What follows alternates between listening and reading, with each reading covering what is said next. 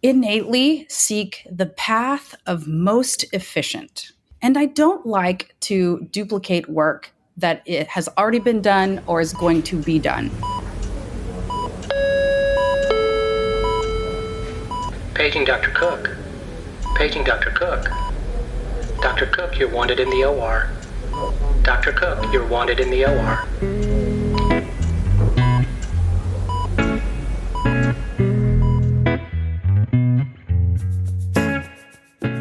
Welcome to the Prescription for Success podcast with your host, Dr. Randy Cook.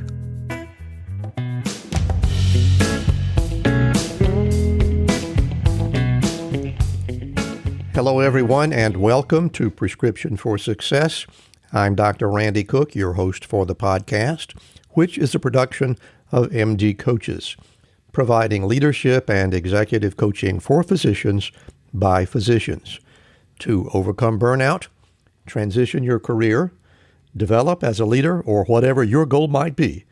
Visit MD Coaches on the web at mymdcoaches.com because you're not in this alone. And don't forget that CME credit is available when you listen with us. Just look for CMFI in the show notes to learn how. My guest today got her medical education as an officer in the United States Army. Today, she's a civilian, and she's established quite a presence for herself in the field of telemedicine. So let's hear Dr. Laura Purdy share her story of success. I am really looking forward to my conversation today with Dr. Laura Purdy, who has a fascinating career that we're going to explore in some detail. But first things first, Dr. Laura Purdy, thank you so much for being here and welcome to Prescription for Success. Well, thank you so much for having me. I am just as excited to get to be here with you today. I'm really looking forward to it. Good news. Well, what we're going to do is literally begin at the beginning, and I want to hear a little bit about your early life. I understand that you are a Kentucky native. Is that right? Oh, good. All the way back. We're going to take exactly. All the way back to my bluegrass roots. You are correct. So if we want to take it all the way back, I was the first baby born in the hospital in Bowling Green, Kentucky. No kidding. In the delivery rooms. So back in the day, they used to do operating room deliveries, and then they had the birthing rooms. And if the story my mother has told me is correct, which I have every reason to believe that it is, I was the first baby born in the delivery rooms there in Bowling Green, Kentucky. And what an honor. That's really cool.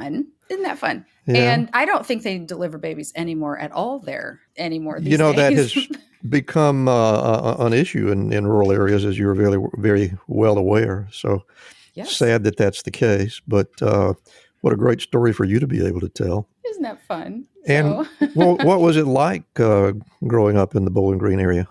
Well, so I lived in Russellville, which is so a lot of people have heard of Bowling Green because it's where Corvettes are made. Exactly. Almost everyone has heard of Bowling Green and almost no one has heard of Russellville. But Russellville is where I grew up. It was a very small town life. But, if I'm being totally honest, it was a very sweet childhood. Oh, I bet it was. So much nature. I remember playing outside and going into the woods and being in the hills and going to Dogwood Lake by Lewisburg, which is a site that really probably only people who are from there would know. But it was a very country life. I would consider myself from the country because I lived there for 15 years. And I was a small town boy myself, and you just can't beat it as a way to grow up. Right. So, I agree completely. But you left there in the middle of your teens. That must have been stressful. Not at all. So for me, I'm sure these themes will come up as our conversation evolves. But I always, even from a very young age, was very driven towards success. And I outgrew the environment that I was raised in. From a music perspective, from an academic perspective. And as a 14 and 15-year-old, I was so bored and I needed more. My parents, I remember the conversation. My parents had no idea where they were going to send me to high school. And I didn't know either. It was either the city or the county. That's interesting. Right? In the area where I grew up, a lot of boys got sent to military school because that was an option and it was a place to get a good education, but it was kind of limited for girls, wasn't it? It really was. And they wanted to put me in a place that had opportunities, and they wanted to put me in a place that would push me academically. And it just wasn't there. We actually talked about moving to Bowling Green to have a new level of education and opportunity because they wanted me to be challenged. But my dad, who's a businessman, actually had worked at Logan Aluminum in Lewisburg. I think he was there when the plant opened in the late 80s. He had been a sheriff. In the men in my family had a heritage of being police officers and sheriffs in that small town. Yep, that's my origin. And so then it was a little bit of dangerous, risky, high risk job. And he took a job at the factory, Logan Aluminum, when it opened. I want to say it was maybe 1982 or 3, slightly before I was born. And I guess I just dated myself, didn't I? So, child of the 80s. And he got a job at an automotive manufacturing plant in Westfield, Indiana. And I knew that he was going to get that job because I saw him updating his resume, which was something I had never seen happen before. And I remember going up to the giant, bulky desktop computer that we had back in those days and saying, "Oh, so we're going to move?" And he said, "No, I don't know. I'm just updating my resume." And sure enough, within 6 months, we had moved to Indianapolis, a suburb of Indianapolis, which was Noblesville, Indiana. And I was beyond thrilled. It was truly the big city for the eyes of a person such as yourself. Yeah. Coming from a school of 63 people to a school of over 2,000 people. It was massive. The school seemed like it was the size of the entire neighborhood I grew up in, but that's where the opportunities were. So I dove into like the show choir and the honors classes and the academics. And I really thrived there. And I credit a lot of what has happened today to that very pivotal point, being put in an environment where I could thrive in ways that I could not in rural Southern Kentucky. Hi, I'm Rhonda Crow, founder and CEO for MD Coaches. Here on RX for Success, we interview a lot of great medical professionals on how they grew their careers, how they overcame challenges, and how they handle day-to-day work. I really hope you're getting a lot of great information. But if you're looking for an answer to a specific problem, management or administration challenge, or if you're feeling just a bit burnt out, like maybe you chose the wrong career, well, then there's a faster way to get the help you need. No, it's not counseling, it's coaching. RX for Success is produced by MD Coaches, a team of physicians who have been where you are. I know you're used to going it alone, but you don't have to. Get the support you need today. Visit us at mymdcoaches.com to schedule your complimentary consultation. Again, that's mymdcoaches.com, because you're not in this alone. We'll get back to our interview in just a moment, but right now I want to tell you a little bit about Physician Outlook. If you haven't discovered this remarkable magazine, please do so very soon. It was created by physicians for physicians to showcase the intersection between clinical and non-clinical interests. Whether it's writing, painting, cooking, politics, and dozens of other topics, Physician Outlook gives a physician perspective. It's available online and in print. It's really unique among physician lifestyle magazines. And like the Prescription for Success podcast, Physician Outlook amplifies the voice of any physician who has something to say. It also engages patients who still believe in physician-led, team-based care. And Prescription for Success listeners can get 3 months free when you enter our promo code RX for Success and select the monthly option at checkout. That's a really great deal on this stunning publication. And now let's get back to today's interview. Well, now let me ask you, at what age were you aware that you had better than average musical abilities? I assume that was when you were still living in the country, as it were. Very much so. So my grandmother was, I get it honest. My dad's side of the family is exceptionally musical. All of them are. All of them, from whether singing, we have trumpet, we have flute, we have seriously piano, organ. Great grandfather, who was a state representative, was also the choir director. I mean, you get them all together and it just sounds like a bunch of angels singing. It really does. So I started taking piano lessons from my grandmother when I was 5 or 6. And by the time I remember I started performing publicly, within the first couple of years, I was younger than 10 by the time it was identified that there was something special going on there with the music gift. I'm sure you enjoyed making the music. You wouldn't have succeeded had you not, but did you like the attention that it brought? No, not at all. I actually did not. I never liked recitals. I never liked solo. I didn't even like playing inside. My parents would get so frustrated at me because we would go piano shopping or something like that. And I was so uncomfortable playing in the store. Like I wouldn't even test out the instruments because my love is not ever, and this ties into business, it ties into medicine, it ties into everything. My love is not and never has been being in the spotlight. As a pianist, I love to accompany choirs, orchestras, musicals is my true love, is musical theater, Broadway type shows. I love to support the main act, to support who is in the spotlight and do everything within my power to make them look so good, because the musician is a critical supporting role in the act of whoever is being up there. And I just never loved and still don't love the spotlight. Well, that's very interesting because, and we're going to talk about it a little bit later, you're certainly sort of in the spotlight now. But let's fast forward a bit. You decided at some point to change the focus. Now, did that happen while you were in undergraduate school or before you were out of high school? When did that all occur? It happened around the time that I was applying to music school. So I had my auditions ready. And the way that works is you master a few pieces, and then you go and you sit before a board of faculty and you play for them. And it's like it's almost like a job interview, but to get into school.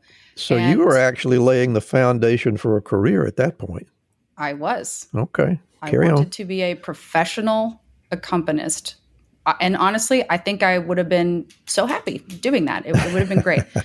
And to this day, I still, gaze into the sky and kind of fondly think about someday I'll get the opportunity. Somebody's going to say, "Hey, we hear you play. We have this thing. Would you?" I'm waiting for that opportunity to come in someday.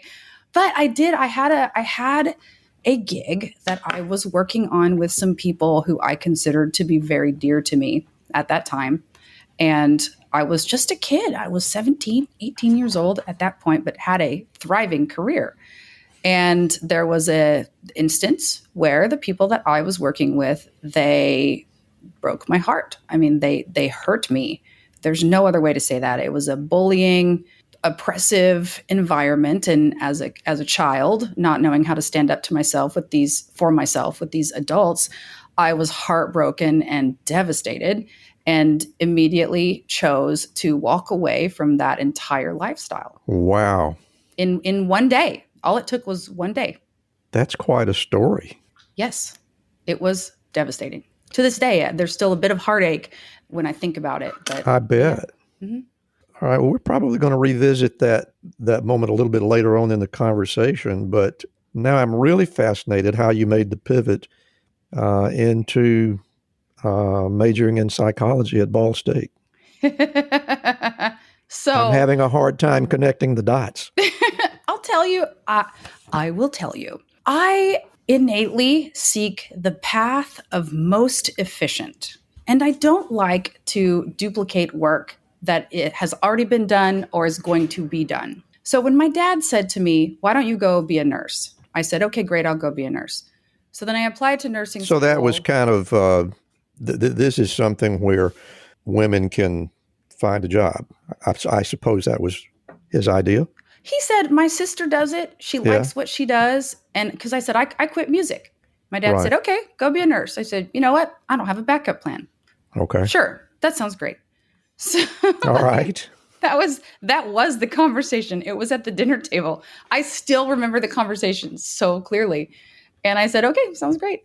So I started candy striping and volunteering, and over the course of several months and events that happened, I said, no, I don't want to be a nurse. I trust myself with the responsibility and the decision-making capacity and the leadership skills of a physician. So that's what I'm going to do. But when it came time to choose a major in school, I started out pre-med honors college. And then I realized that all of the classes they were going to give me, I was going to repeat in medical school. And I said, no, I'm not going to do that. I'm not going to take a bunch of classes now to take them again in 4 years. They're going to teach me everything I need to know about being a doctor in medical school. So I just chose something that I enjoyed. And I had a psychology class in high school. I enjoyed it. It seemed that psychology would be close enough, like closely related enough to medicine to still teach me something useful. And I also almost got a German minor because I took several years of German speaking. And so I chose psychology so that I could not have to do a bunch of hard science classes, but just expand my understanding of some of the soft sciences and something that I enjoyed. I still enjoy psychology, actually. Sounds like you were ahead of your time. And I think nowadays you see a lot of encouragement from medical schools to do exactly what you described, and that is let us teach you how to be a physician. You go ahead and develop. But for a very, very long time, everybody was expected to major in some kind of science. Certainly I was back at about the time they discovered fire. So I think it was incredibly wise of you at that age to make that decision. It sounds like it paid off. No regrets, right? No regrets, not a single one. I think even today, I still use or think about or leverage the things that I learned in psychology, when working with children, attachment styles, even working with the veterans, like cognitive behavioral therapy. I learned so much. And in every role I've had since college, it's been relevant. So it was a very good choice. Yeah, it's a great story. So when it came time for medical school, did you consider any other options other than the uniform services route, or was that the plan all the way along? Oh, I did not. My dad, all of these stories involve my dad, but it's true. I mean, this is exactly how it happened. And the influence that a parent can have on a child and young adult's life is profound and indescribable. But my dad called me up one day, and I had a half scholarship for staying in state, going to a state school in Indiana. And he called me up and said, I'm not going to pay for your grad school. This was in 2004, 5, something like that. I graduated in 2005. So it was probably 2005. And he said, I'm not going to pay for your grad school. And I said, well, I'm not going to pay for my grad school. So I guess the government is going to pay for my grad school.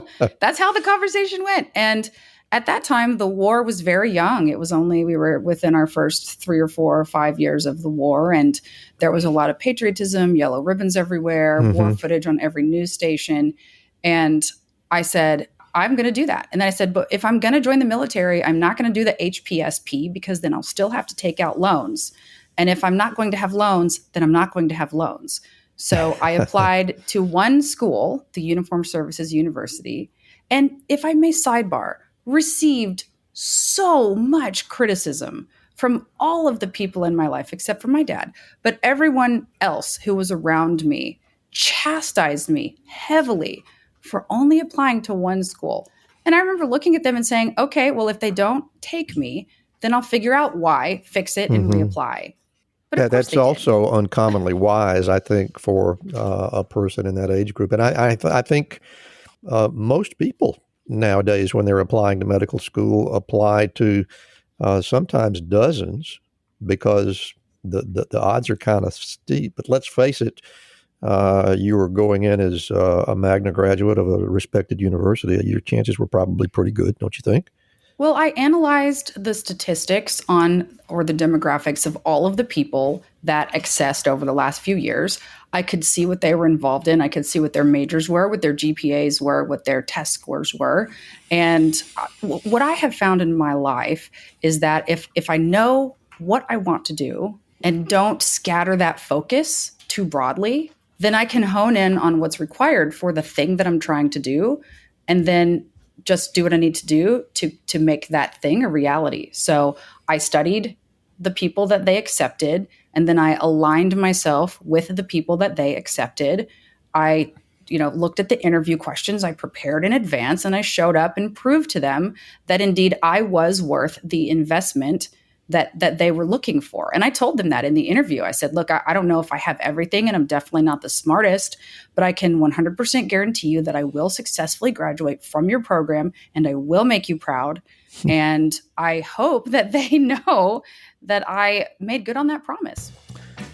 Have you ever had a moment in your life that altered your future? To see that we have this bottleneck with residency, that so many people don't get that chance to get that so needed training. Have you ever wondered why you chose the direction you went? When I had left my prior position, I didn't plan on going back to practicing medicine. Coming this month, it's Life-Changing Moments, hosted by Dr. Dale Waxman. The parts of your job that are professionally fulfilling, can you say a little bit more about that? In this companion show to Prescription for Success, we will explore those decision points with our former guests and provide you with the wisdom and insight to make those choices for yourself. What can I do for the country other than the psychosocial assistance? Getting the new show is easy. If you are already subscribed to RX for Success, you'll get it automatically. But if you are not subscribed, now is a great time to do so. You can find the RX for Success podcast on Apple, Spotify, Amazon, or wherever you listen to podcasts. We'll get back to our interview in just a moment, but right now, I want to tell you about a new sponsor for us. Growing Innovation Health Solutions is a comprehensive medical billing service that allows you to shift the burden of collections off your shoulders so you can focus on patient care. GI Health Solutions has the experience and the expertise to help you manage all your billing-related chores efficiently and professionally. Their expert team will handle all your coding, claim follow-up, and billing issues to be certain you receive your payments on time. They can streamline your billing process and increase your revenue by up to 30%. With GI Health Solutions, you'll get more time with patients, less busy work, better cash flow, fewer errors, and improved patient satisfaction. So reach out to Growing Innovation Health Solutions today and let them help your medical group improve profitability and eliminate administrative burdens. Visit their website at www.gihealthsolutions.net for a free consultation. And now let's get back to our interview. I would also like for you to talk a little bit about the Uniformed Services University and the healthcare learning capabilities that are there. I suspect there are a number of listeners who are not even aware that it exists. So just a little promo, if you will, about the Uniformed Services University. Certainly. So the Uniformed Services University of the Health Sciences is the only congressionally created, it was founded in the 70s or so, created by Congress, put in Bethesda, Maryland, which is very, very close to the Washington, D.C. line, but it is on the Maryland side. It backs up to Bethesda Naval Hospital, and it's right across the street from NIH, which are landmarks that most people nicely located. Yes, very nicely situated. It is an active duty service academy. So just like a West Point or an Air Force Academy, it is a service academy for graduate medical education. And it's not just for doctors. By the time I graduated, there was a nurse practitioner program and nurse anesthesia program, and who knows what they're doing now. I'm sure it's grown since I left 13 years ago, 12 years ago. But it is you are active duty while you are there. You have a military ID card. All of the I would say probably 85% of the faculty is also active duty. You can be stationed there as a professor, and there's a few retired civilians and other folks, but it's largely active duty. All of the staff is active duty. It is a duty station, and your duty description is to go to school and graduate from school and become an MD. Curriculum-wise, it is identical to any other medical school in the nation. But what you get additionally is the military medical education. And there are a few, I would say, academic didactic blocks, and then even summer trainings where they really start to ingrain into your mind that military mindset and mentality. It was just an exceptional, indescribly wonderful experience. So a big difference, I'm sure there are many differences, but a big difference that I can see is that whereas a lot of people who go to the more, for lack of a better word, traditional medical schools have their summers off and do whatever they do, but you were an Army officer during all that, right? Absolutely, 100% I was. My first summer, I went to basic training. So right before school, the first summer when most people start school in July, we went to basic training in July, and then school started, I want to say it was late August or early September. Then the second summer, we got to do almost like a job share or job study. I went to Fort Rucker, Alabama, and attended a pilot captain's career course, and I got to fly around in helicopters. And then by the time the third year hit, it was so cool. I happen to have grown up in central Alabama, and we've seen those helicopters flying back and forth between Fort Benning and Fort Rucker over in Ozark. So fun. We're familiar. It was so fun. Yes. So how'd you like the helicopter rides? Well, I thought it was a lot of fun, but they did not tell me that eating a massive lunch of Thai food was an unwise decision before we went on an instrument flight. So there were some moments of temporary regret, but it was fun. I bet it was. And we'll go ahead and fast forward a little bit. I mean, I could talk to you for days about this, but at some point you made the decision that your specialty was going to be family medicine, which indeed sent you to Fort Benning. How did you arrive at that decision? There were two primary decision-making factors, and I hope that what I'm about to say does not come across as unkind at all or offensive to anyone. But I have always been turned off by the inhumanity of graduate medical education. They were so mean to each other, surgeons, internists. I just wanted to crawl inside my own skin, listening to how people were treated by their peers and their mentors during morning report or on rounds, or if they made a mistake. But that's the way that medical education, they say the key to adult learning is repetition or trauma, and you don't get a lot of time for repetition in graduate medical education, so we do trauma instead. And I didn't like that. I'm not aligned with treating people in that way. And I went into medicine to be filled with kindness, love, and compassion, not aggression, narcissism, and just being mean to people. But in family medicine, that was the one rotation where I didn't fear being wrong. I didn't fear asking questions. I enjoyed being up in front at morning report. And because I didn't feel like I was going to be steamrolled by the audience, and I genuinely got to enjoy the process of learning medicine. So that was one. And the other was I didn't want to rule out any demographic. I wanted to know at least something about everything so that I can be helpful to people. Whereas, internists, they can't really help with pediatrics or obstetrics. Obstetrics can't really help with anything else, or, male patients. And pediatrics can't help with adults. And emergency doesn't really know a lot about primary care, and they really don't deliver babies unless it happens on accident. And surgeons, I just can't. It's just a too self-sacrificing of a lifestyle. And I could not sacrifice myself for my own career.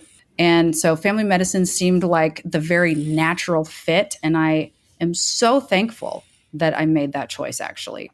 Sounds like it was the right place for you to be. Absolutely. And after they got you trained in that particular specialty, you spent some time doing some very military-like things. You want to tell us about that? Well, that's what you do in the military is you do military things, and then also you do what they tell you to do. So my first assignment out of residency was the Battalion Surgeon for the 91st Civil Affairs Battalion in Fort Bragg, North Carolina. And Battalion Surgeon is a misnomer. It just means the senior medical executive. But it's an old school term. Back in the day, military history, all military doctors were surgeons. Mm-hmm. And, or sometimes I think even before that, they were maybe butchers that were started in France, I think, right. that they got that moniker.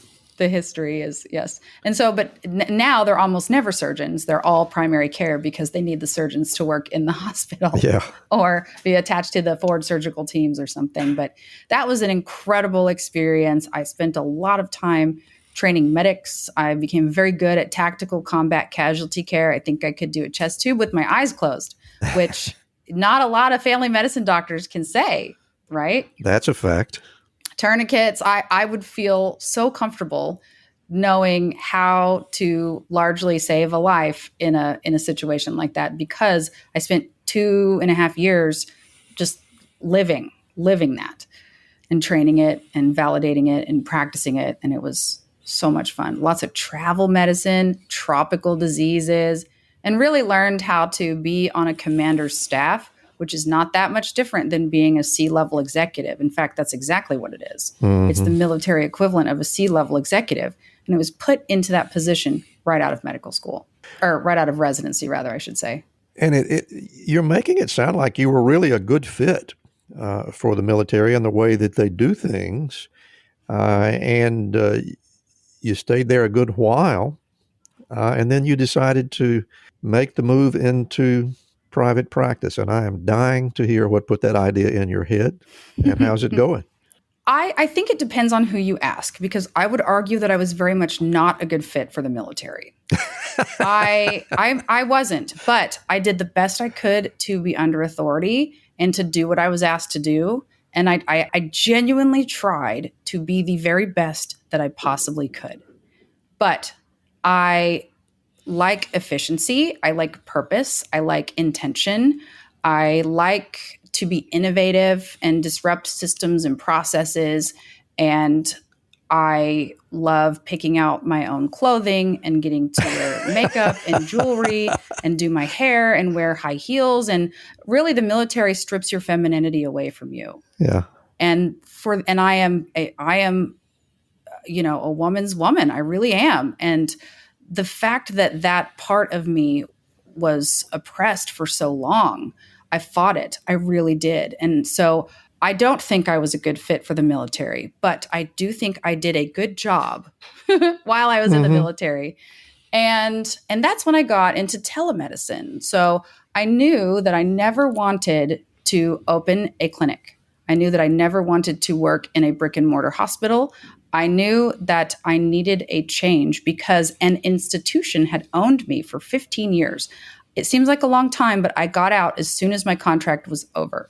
And I knew that that was the way that was going to be. I wasn't going to give it one more day because, I'll be honest with you, I was ready to go. I wasn't a good fit. I knew that my potential was being stifled. There were some stories that are not positive stories that we will not probably share on this particular podcast. But there were some experiences that caused me to need to go away. And my growth was quite stunted. But I learned so much, and I'm so grateful for. I use what the Army taught me every single day. But it was time for a change. Yeah, and I was just going to say, it sounds like that you brought some of the principles that you learned from military medicine and even battlefield medicine into what has become a very popular type of healthcare delivery, at least in this country, and that is telemedicine. And at the time that you decided to process out, is that what you had your eye on? Were you were going to continue to help with the reinvention of telemedicine, or was it just one of those serendipitous kind of things? Oh, it was not serendipitous. It was very intentional. I started doing telemedicine because I needed to make more money to pay for my children's school. I didn't earn enough to put them in school. And still see your children. and still see my children. And the Army is it's tough to moonlight. They'll just tell you to go to the ER and work more there if you need more work, but they won't pay you more. I mean, that's the way it works. And I needed to make more money. So when I saw what telemedicine and virtual care was, I immediately realized that this was the future. And this was many years before COVID. I realized this is the future. I want to be a part of this. In fact, not only do I want to be a part of it, I want to drive it. I want to change it. I want to innovate it, grow it, develop it. And I must. I mean, I don't even feel like I want to. I feel like I must. I feel like it's one of my purposes is to be, the voice of the revolution and driving the change and bringing the future so much closer than it would have been otherwise, and empower and enable the people for success. We were more or less developing telemedicine, perhaps without knowing what we were doing in the military a long time ago, wouldn't you say? I mean, you can't have an MD with every battalion, every platoon, everywhere on the face of the earth. There's got to be some way to transmit medical expertise into those battlefield zones. And it seems to me that that's kind of where the birth of telemedicine came about. Would you agree?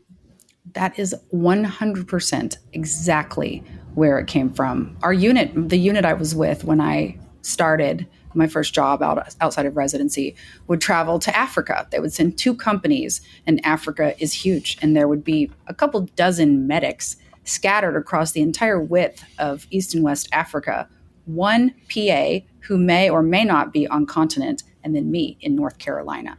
And the medics are the equivalent of highly, highly trained, critical care paramedic sort of level, very, very good, but not physicians. And the only way that I could possibly support them was through technology and telemedicine.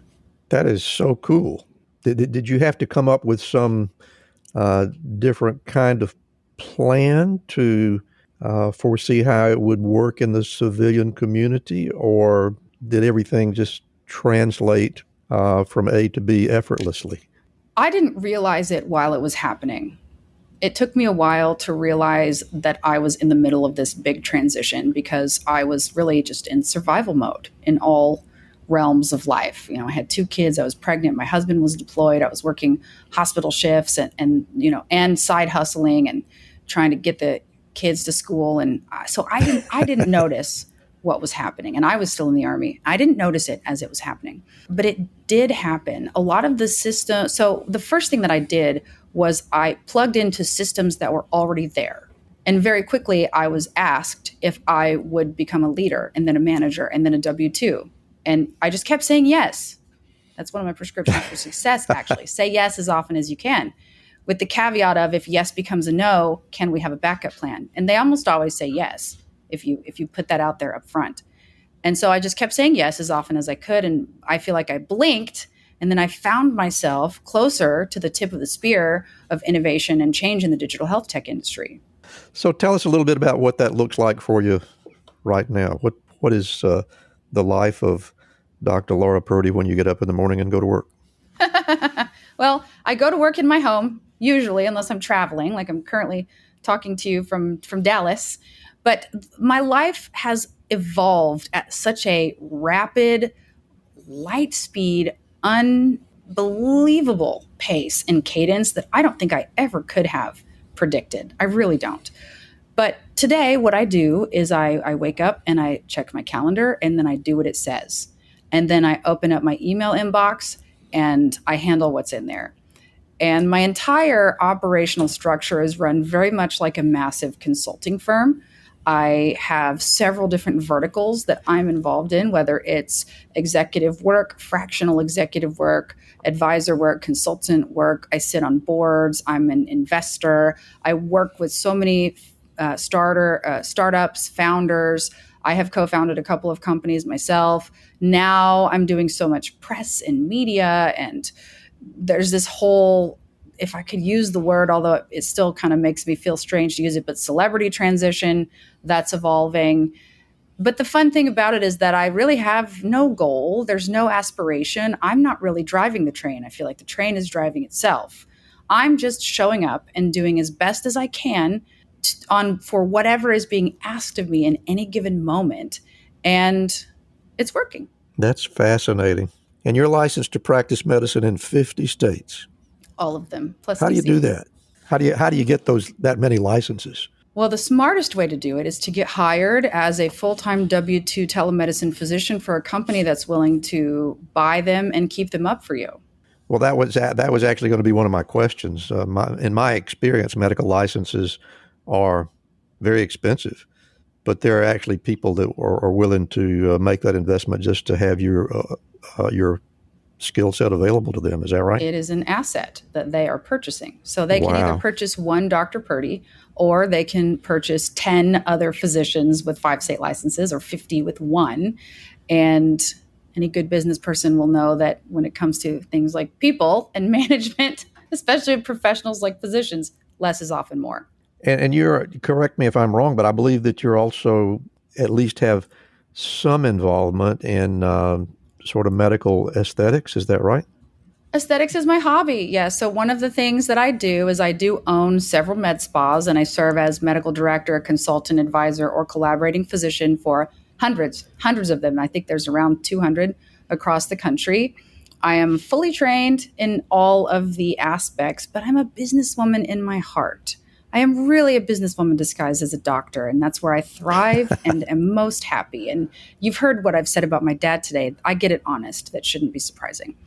And so I love aesthetics, and I think it's beautiful to help people be beautiful, and it is so much fun.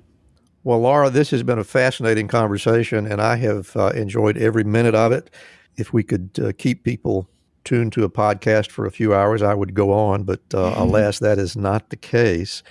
And what I think we'll do now is move into what I think is the most important part of the program, and that's when I get out of the way and let you speak to the audience. So I'm going to close my mic, and Dr. Laura Purdy is going to give us her personal prescriptions for success. My prescriptions for success. It's not that hard, actually. I don't think it's that hard to be successful, but there are a couple of things that I do recommend. Three big things that I tell people. Number one, you have got to be willing to work hard.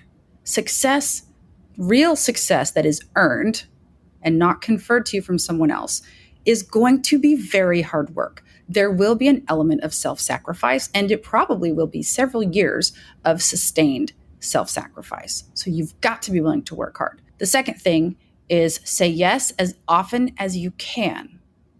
Say no when you have to, and be willing to allow a yes to become a no if it needs to be.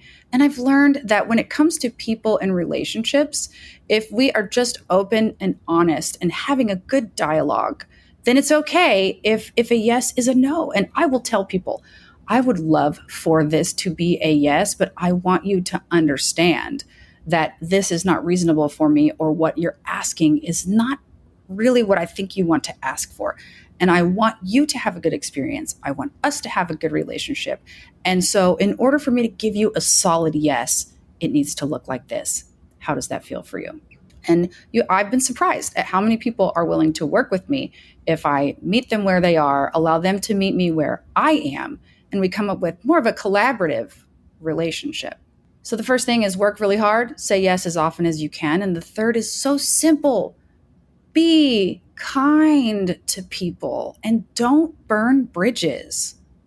Especially as a physician, people are terrified of us. I meet people every day who tell me that they were afraid to talk to me. And it's not because I've ever been scary. I mean, I'm sure there's times in my life where I've been scary, but I am not scary, but they are intimidated because I'm a physician. They see me online. They read my articles. Maybe they've seen a magazine cover. Maybe they've heard a podcast. Maybe they Googled me. I get it that it is intimidating. And so when I show up to interactions with people, I am always thinking, I have got to be humble. I have got to be kind. I have got to not only treat them like I would want to be treated, but to elevate them in a respectful position of honor, because someone who is coming to me with a need that I can fill for them, that is such a vulnerable position for them to be in, and I have got to honor that. So being nice, compassionate, kind, and never burning bridges until you absolutely have to. And in my entire career, I have only intentionally burned one bridge because that thing did need to come down, and occasionally they do. But that is a power to use only very sparingly, and for a very good reason. And usually it's because ethics just don't align, and it serves the greater good to burn that bridge to the ground. So work so hard, say yes as often as you can, and just be nice to everyone. Success will come your direction if those are the things that you live by. Well, Dr. Laura Purdy, that is a lot of wisdom, and I'm very impressed with what you have to offer. And I am so grateful that you took the time to be with us and share with us today. Before we get away from here, I want to give you an opportunity to tell our audience where they can find Dr. Laura Purdy. Absolutely. Several places. I do have a website that is almost completed production. It is drlaurapurdy.com, drlaurapurdy.com. And then I also have an Instagram. So my brand is America's Favorite Doctor. And so it is spelled doctor, not DR. On Instagram, you can find me at America's Favorite Doctor. You can find me on LinkedIn. I believe it says Laura Purdy, MD, MBA. And you can always reach out to me in any of those, through any of those channels at any time. And once again, Dr. Laura Purdy, thank you so much for being with us today. It really has been quite a pleasure talking to you, and I'm grateful that you took the time to be with us. Thank you so much for having me. It's been so much fun. Thank you so much for joining us today. We hope you'll visit our Patreon page for exclusive subscriber content like rapid-fire questions with our guests. Your 5-star rating gives us much more visibility, and it helps us stay on the air. You'll never miss an episode when you visit our website at rxforsuccesspodcast.com to subscribe, and while you're there, learn how to get CME credit from CMFI just by listening. Special thanks to Ryan Jones, who created and performs our theme music, and also to Craig Clausen of Clausen Solutions Group, who edits the show. And remember, be sure to fill your prescription for success with my next episode.